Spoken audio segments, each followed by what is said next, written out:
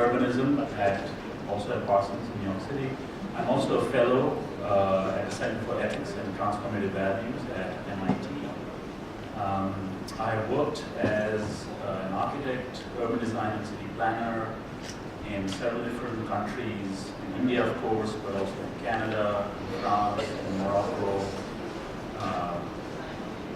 and in Haiti and Greece.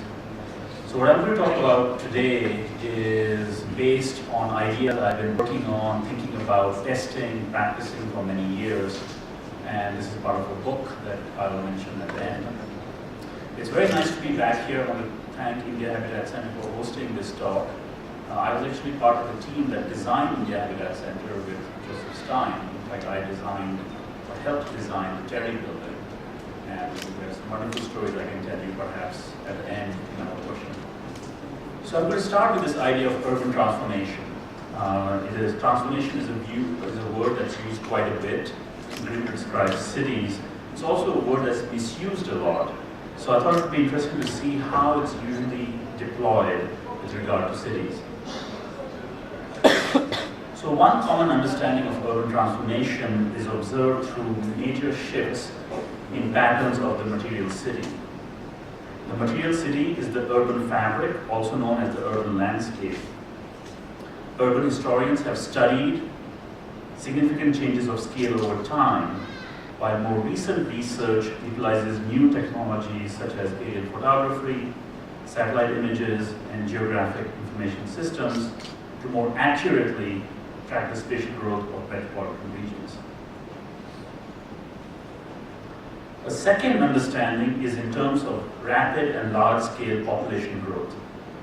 Some of the most rapid examples of urbanization have been due to industrialization in the 19th century and migration within developing countries in the 20th century.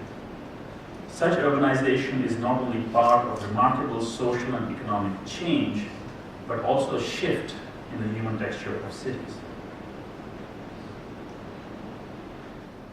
A third type of urban transformation is gauged through quality of life indicators such as health, education, infrastructure, and environmental quality. The indicators are often used to indicate relative rankings of cities around the world, with improvements in indicators supposedly reflecting major improvements in the quality of life for their citizens. A popular approach is the Livability Rankings by consulting firms and magazines such as The Economist, as you see here. For example, in the 2011 rankings, Vancouver, Canada was considered the most livable city in the world, while Harare in Zimbabwe was considered the least livable.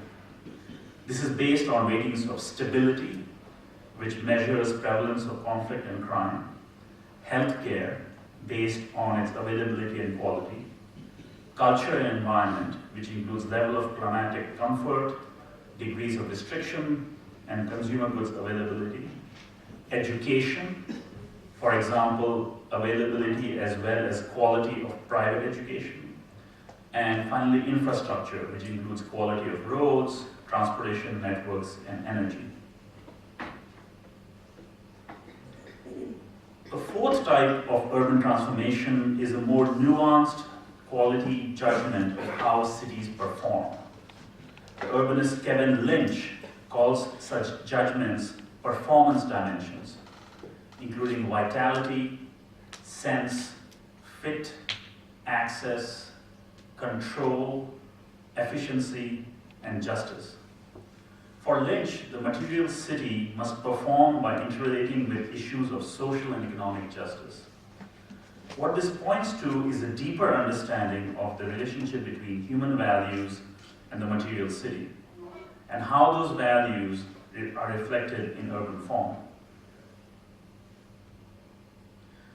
Overall, urban transformation tends to be described in terms of spatial change.